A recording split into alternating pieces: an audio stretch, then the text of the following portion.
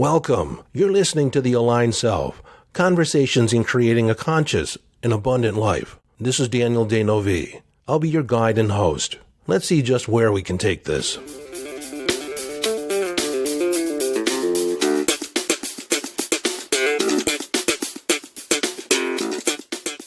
Hello, friend, and welcome back. I want you to know just how much I love and appreciate the fact that I have the privilege to have your listening ear. I understand that you could be anywhere else on the planet, doing anything else on the planet, and you're spending your time, investing your time in this intimate conversation between you and me. I got that, and I appreciate it.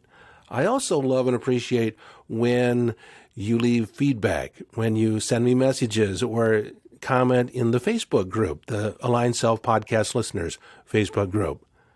That feedback is important to me. Now, I don't require it, but I didn't think I required it. But, sometimes I'm sitting in my office and I'm talking into a microphone, listening to myself talk. And I wonder sometimes, is anyone listening? Now, you would think that I would understand that people are listening, because in just a little over 2 months of doing this podcast, we've had over 9,000 downloads. And frankly, that's pretty extraordinary for a podcast. So I know there's a lot of you out there.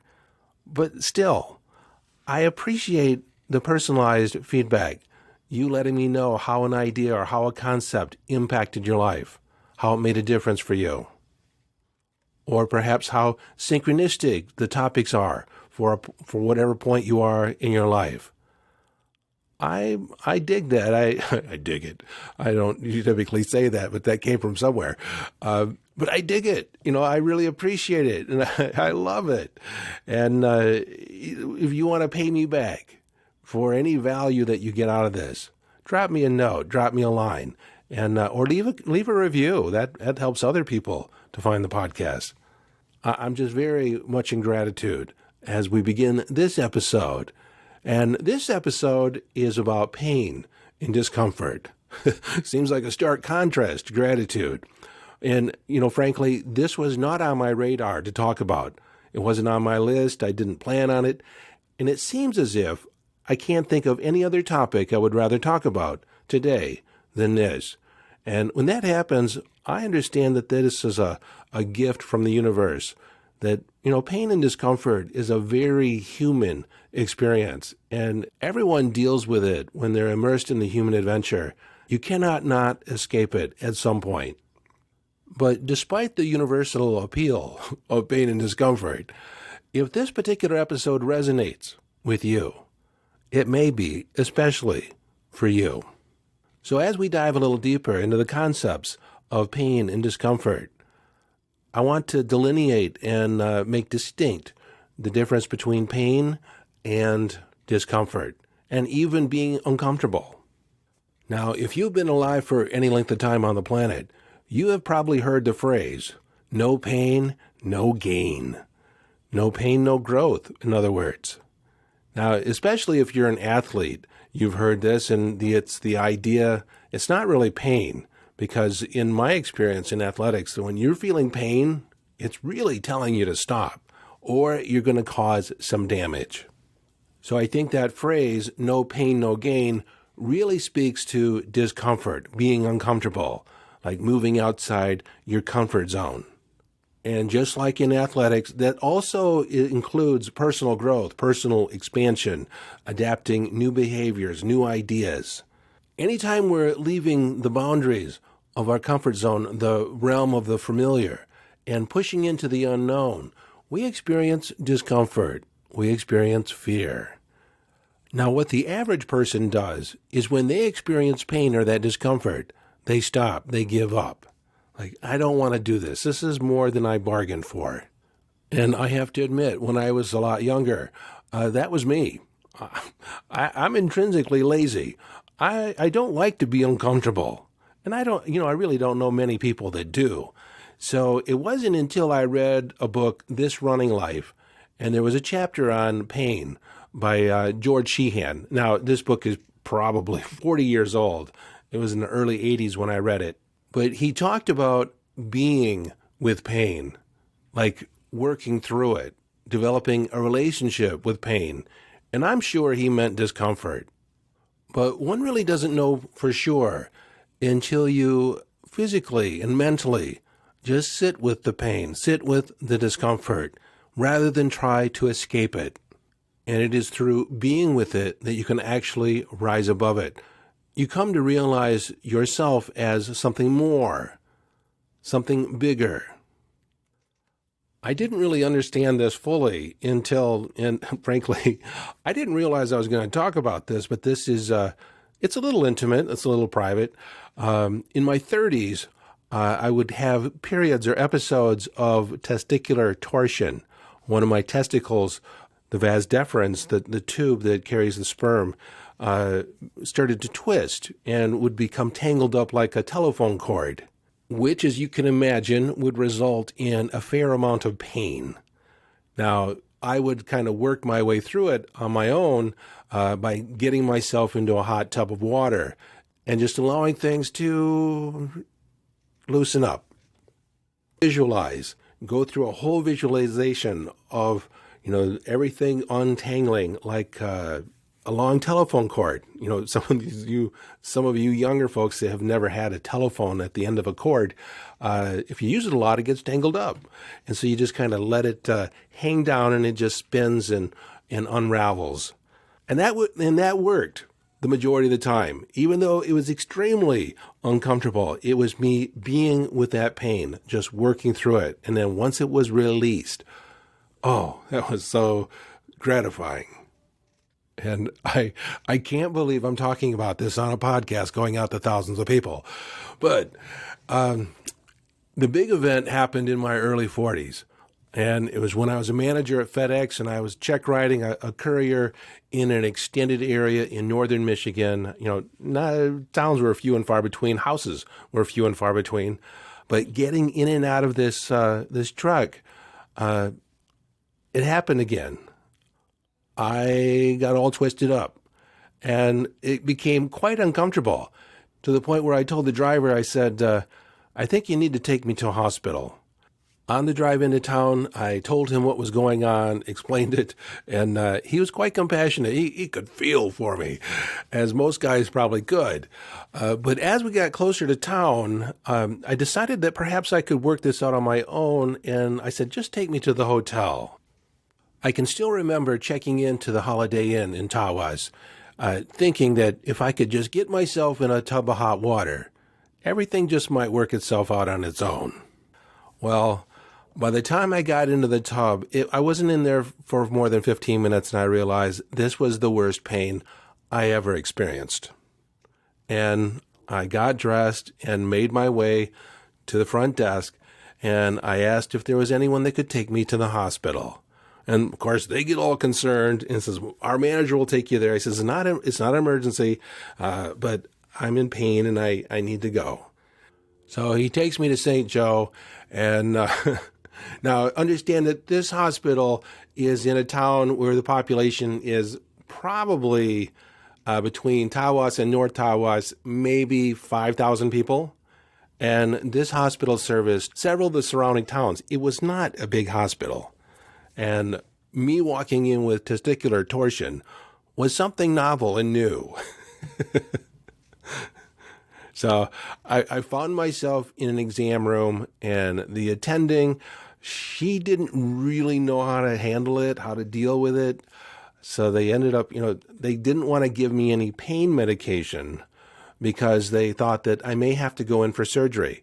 They didn't want to complicate things with the anesthesiologist, so for the time being, no pain meds. They asked me if I'd be okay by myself in this exam room until the surgeon on call could make it to the hospital. They said it should only be about an hour. And I said, well, I don't really have much choice. So while I'm in this room in pain, the worst pain that I can imagine, I laid back on the table and I looked up and I saw acoustic tiles on the ceiling with a bunch of little dots, a little bunch of perforations. So I decided I was going to distract my mind and I was going to count the dots. And in that one ceiling tile, I counted 3,746. But I couldn't be absolutely sure, so I counted them again and came up with 3,747. But it kept my mind busy, and I really got that I could rise above virtually any pain that I would have to endure. And as luck would have it, if you're going to manifest an event of testicular torsion, you might as well do it in the only town in northern Michigan that has one of the top-rated urologists in the state. So he came in and took one look, and he knew exactly what he was dealing with. And he said, we're going to schedule an emergency surgery, but it's going to be at least 2 hours before we can get everything ready. And unfortunately, I can't give you anything for the pain. And because I had eaten something earlier in the day, they were not going to be able to give me general anesthesia. They ended up giving me a spinal block, which was pretty effective. The doctor explained to me that it was a genetic problem or a genetic issue. The vas deferens attached to the side of the testicle and not to the top, and so it would occasionally get janked around and twisted. To fix it, he just stitched the vas deferens to the top of the testicle with a couple stitches to hold it into place, and it healed that way. The only problem he could foresee is that due to the lack of blood flow over the past 5 hours, there might be a problem with potentially losing that part of my anatomy. Good news is, after some deep meditation and visualizing blood flow moving there and everything being restored, everything works. All the equipment is intact. And I had no idea I was going to be talking about that. But there it is. There was my experience, one of my experiences in being with pain and just moving through it. Now, I knew what the source of the pain was. If you experience pain and you don't know what the source is, get it checked out. Get it, there's times when I think Western medicine is well equipped to take care of things. So this is not a prescription on my part to say, if you have pain, just handle it. Now, get it checked out, find out the cause, and have it handled. Now, I'm really not talking about physical pain, because physical pain, it usually comes on is acute, it's short-lived, it's temporary. I'm really talking more about the emotional discomfort that we feel whenever we begin something new. Or on a deeper level, when we experience loss, when we experience disappointment, and our expectations are dashed on the rocks. Like whatever we were holding as our expectation will not ever come to pass. And there's some pain with that. The pain, the suffering from that comes in our attachment to the expectation. Thinking that it could have been some other way than the way it was. Resisting accepting it. Resisting. In that resistance is we cause pain. We cause our suffering.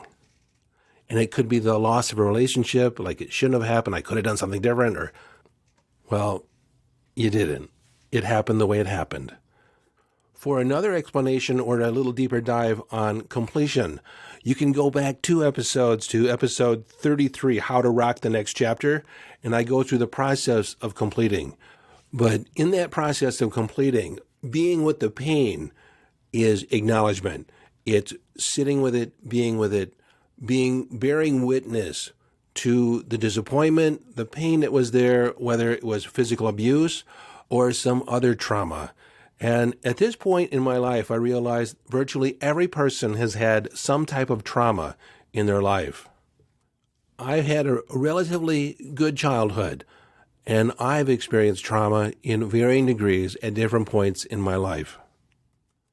Now, I have to admit that we're getting off into the weeds a little bit, and the subject of trauma, the idea of trauma, past childhood, all that deserves a much deeper, a whole episode just to exploring it, how to heal that past stuff, or how to begin to heal it.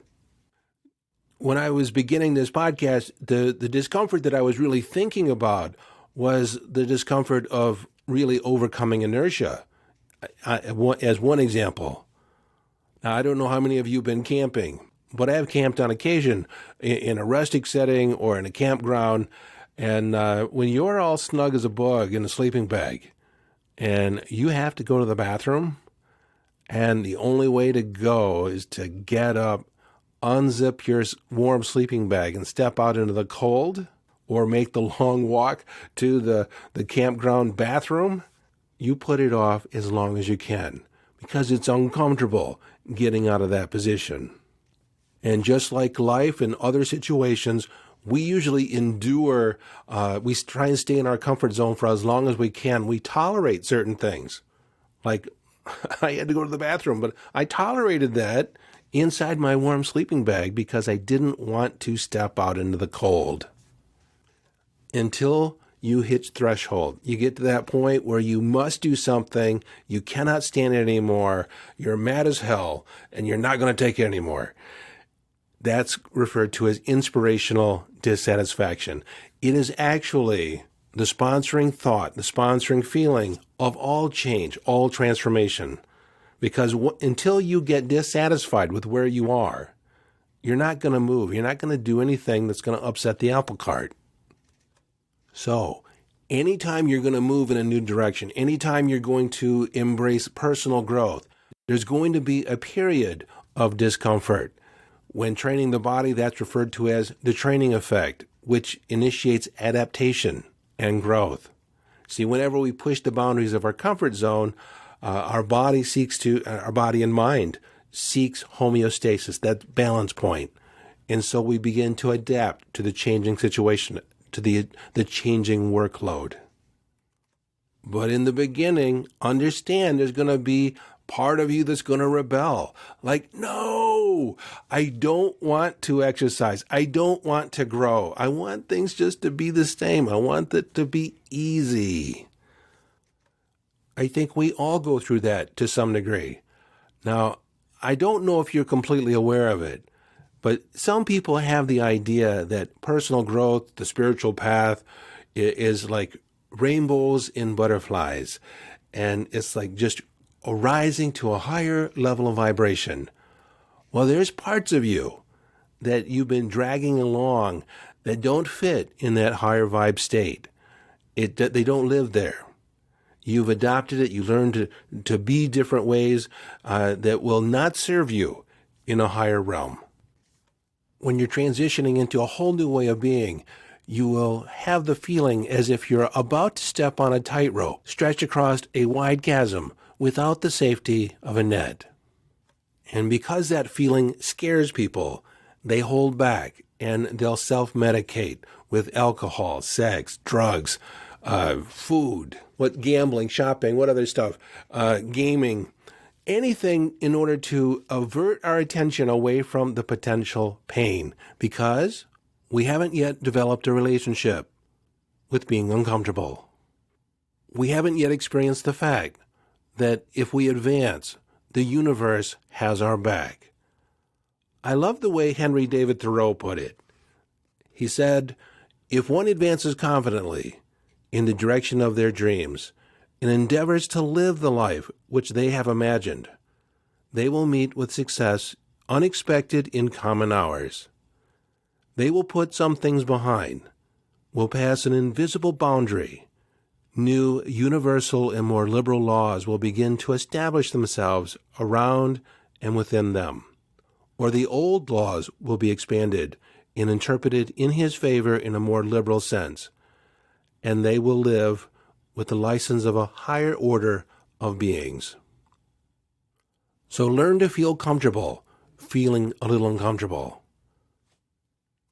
Understanding that feeling of uncomfortableness is the spice of life. It means you're growing. It means that you're expanding. So something that I did years ago is I decided that I was going to practice feeling uncomfortable. And for me, that was around housework. I was going to make my bed every day. Now, it wasn't perfect, but I always made the time to ruffle up the blankets and pull it up, at least so it looked like it was made. I made it a point to regularly clean the bathroom and never leave dirty dishes in the sink. Just always take care of them, rinse them off. And this was a biggie for me. When I took the clothes out of the dryer, I would fold them immediately. I can remember a time when all my clothes had been taken out of the dryer, were on the couch, and I would get dressed from the couch. But those things were uncomfortable for me to take care of right away. Like, I always put it off. So I stopped doing that. Every day I got to practice doing something a little uncomfortable, to the point where I got comfortable feeling a little uncomfortable. It's like building a muscle, exercising it over time. I got better and better to the point where very little feels uncomfortable in my life. What else might you do? How about finishing your shower off with cold water? Not freezing cold, but just colder than warm. Get yourself up a half hour earlier every day. Go to bed a half hour earlier every day. Those are just some mediocre suggestions. I'm sure you can find some things in your life that you consider a little uncomfortable to do, but need to get done. Just decide that you're going to practice feeling a little uncomfortable and do them. And before you know it, you'll be having the uncomfortable conversation. You'll be telling the truth when it's not comfortable. You'll begin exercising. You'll go for an extra long walk every day. So to sum things up about this podcast, there is a distinction between pain and discomfort. Know the difference, and it's really something only you can be with. And there is a certain honor and transformation that occurs when you can be with the discomfort and not rush to alleviate it with a pain reliever or alcohol or some other distraction. Like, just be with it and see what comes of it. You can journal your way through it. Secondly, most of discomfort is overcoming inertia. You know the Newton's law. A body at rest tends to remain at rest until acted upon by an outside force. That outside force is your own inner get up and go. Thirdly, pain is temporary. Suffering is by choice, by living in the idea that things could have, should have been some other way than the way they were. And lastly, learn to feel comfortable, feeling a little uncomfortable, because that is the spice of growth. That's the spice of life. You know, I'm still a little taken aback by my sharing of that intimate story, and I guess that was just me being a little uncomfortable sharing that. I haven't shared that with many people. Hardly any. Well, I guess I can't say that anymore. This is Daniel Denovi. Thank you for your listening. And until next time, follow your bliss and live the epic life.